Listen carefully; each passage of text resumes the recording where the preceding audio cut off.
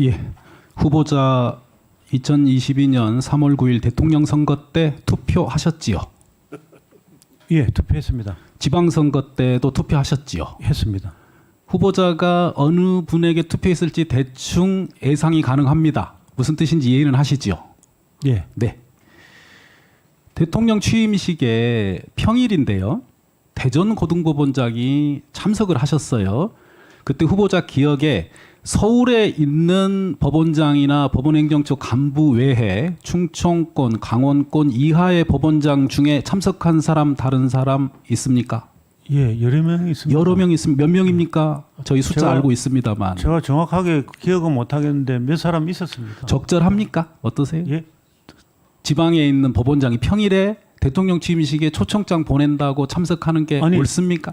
절차가 초청장을 보낸 것이 아니고 네. 대법원에서 참석할 사람, 참석하겠다는 사람의 그걸 신청을 받아가지고 신청하신 이유가 뭡니까? 평일에 대전에서 계신 분이 서울에 대통령 취임식에 왜 오시나요? 제가 정확하게 기억나지는 않습니다만은 제가 네. 뭐 서울에 집이 있고 이러니까 한번 집에 올라오는 올 수가 있기 때문에 일 안 하시고 그냥 뭐 하루 서울 올고 꼭 일 안 한다기보다는 저기 아무래도 객지에서 혼자 생활하고 있기 때문에 알겠습니다. 예, 집에 오고 싶은 것은 저는 이제 그 당시에 취임식에 참석하시는 말을 그런 생각이 듭니다. 지방에 있는 분이 평일에 법원 행정을 관두고 취임식을 참석하세요. 그러면 다른 분들이 이렇게 보시겠죠. 아, 우리 법원장께서 대통령과 아주 친하시구나. 그 이후에 그래서 대법원장 후보로 소문이 돌고 있었다는 것을 저도 들은 바가 있습니다. 적절하지 않아 보입니다. 서울에 있는 법원장들도 안 가셨을 분들이 있을 텐데 굳이 왜 가셨나 생각이 들고요. 그 다음에 아까 말씀드렸던 적어도 자유수호에 있어서 극단주의는 결코 악이 아니며 이런 글을 2022년 12월에 써서 내십니다. 누가 보더라도 대통령께서 한참 강조하시는 자유에 관한 의지를 나도 가지고 있다라고 보여주겠다는 뜻으로 비춰집니다. 본인은 아니라고 하실 수 있지만 비춰집니다. 저는 예, 그 글은 제가 쓰고 싶은 것을 쓴 것이 아니고 2년마다 대전 그러니까 변호사회에서 그 내용을 말씀하시고 이 규절을 말씀드리는 거죠. 어떤 내용을 쓰느냐가 중요한데 그러면 33년 동안 재판하시면서 자유수호에 있어서 극단주의적인 판결을 하신 사례가 있으면 이 말이 믿어집니다. 우리 사회의 자유민주적 기본질서 핵심인 언론의 자유와 표현의 자유와 집회 결사의 자유와 노동 3권을 보호하기 위해서 온몸으로 검찰의 영장 청구나 가진 자들의 재판에서 우리 후보자께서 공평하게 재판을 유지하시려고 노력한 흔적이 보이면 이 말이 믿어지는데 후보자가 보여준 그간의 흔적 중에 유일하게 지금 남아있는 것은 공정성에 의문이 있다는 서울지방변호사회의 평가와 재판권 간섭에 대한 법원 공무원들의 낮은 평가만이 남아 있습니다. 제가 인사말에도 말씀드렸다시피 제가 법무관 첫 맡은 그 사건이 말씀은 저도 알고 예. 있는데요. 33년 재판하시면 한 10,000건 하셨겠죠. 33년. 예. 예. 10,000건 하셨으면 그중에 좋은 재판도 있고 실수가 있는 재판도 있을 수 있습니다. 그렇기 때문에 33년 인생의 전체적인 서사와 맥락을 가지고 우리는 얘기를 할 수밖에 없습니다.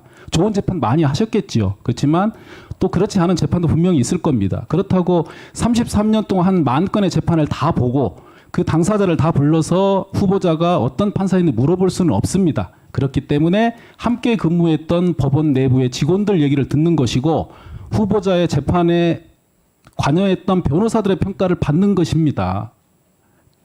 전임 대법원장이 김명수 대법원장이 지방법원장인데 바로 대법원장으로 지명되자마자 왜 됐을까 해서 많은 추측이 무슨 법 연구의 인연으로 됐을 거라는 추측을 했습니다. 지금 후보자도 반대로 마찬가지입니다. 지방법원장이신데 갑자기 대법원장으로 지명됐어요. 그러려면 특별한 이유가 있어야 되거든요. 결정적인 한방. 정말 이 후보자가 지금 이 시대에 우리 법원 내외부에서 엄청난 신망을 받거나 재산 형성 과정에서 우리 조무재 대법관 같은 청렴함을 정말 지나치리만큼 지켜오셨다거나 김병로 대법원장처럼 그동안의 33년 재판 과정에서 사법부 수호를 위해서 헌법을 수호를 위해서 했던 행동이 있다거나 근데 그런 게 안 보입니다. 그러니 의심을 하는 겁니다. 답변을 해보세요.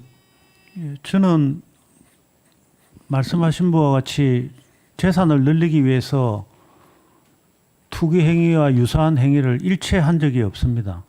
제가 사는 집 이외에는 일체 거래해 본 적도 없고 돈이 있을 때도 사실은 저희 처는 뭐 사고 싶어 했던 부동산이나 이런 것이 있었습니다만은 제가 공직의 길을 가고 있기 때문에 절대로 그렇게 해서는 안 된다. 그렇게 하면서 평생을 살았습니다.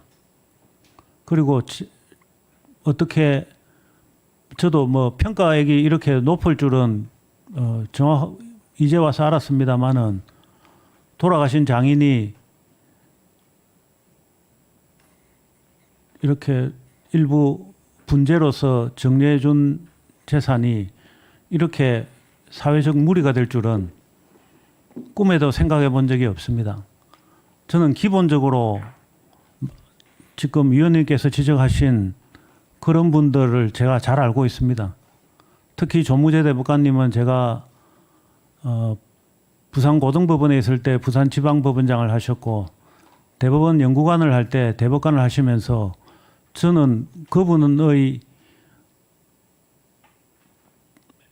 행동 양식이나 이런 것을 많이 배우고 제가 그분만큼은 못하더라도 그분 비슷하게는 해야 되겠다고 생각해서 일체 도덕적으로 비난받을 행위를 하지 않았습니다.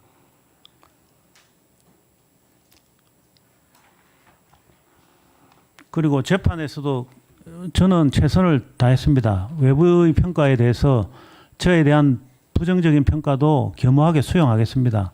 그러나 어쨌든지 저도 열심히 했을 때 제가 고등부장으로 승진할 때가 이용훈 대법원장님 때 제가 승진을 했습니다. 당시 이용훈 대법원장님이 저를 부르셔서 당신의 고향인 광주에 가서 이 부장이 재판 잘해라. 저는 그런 이야기도 들었습니다. 저는 그때까지 그 후에도 나름대로 최선을 다하고 살았습니다.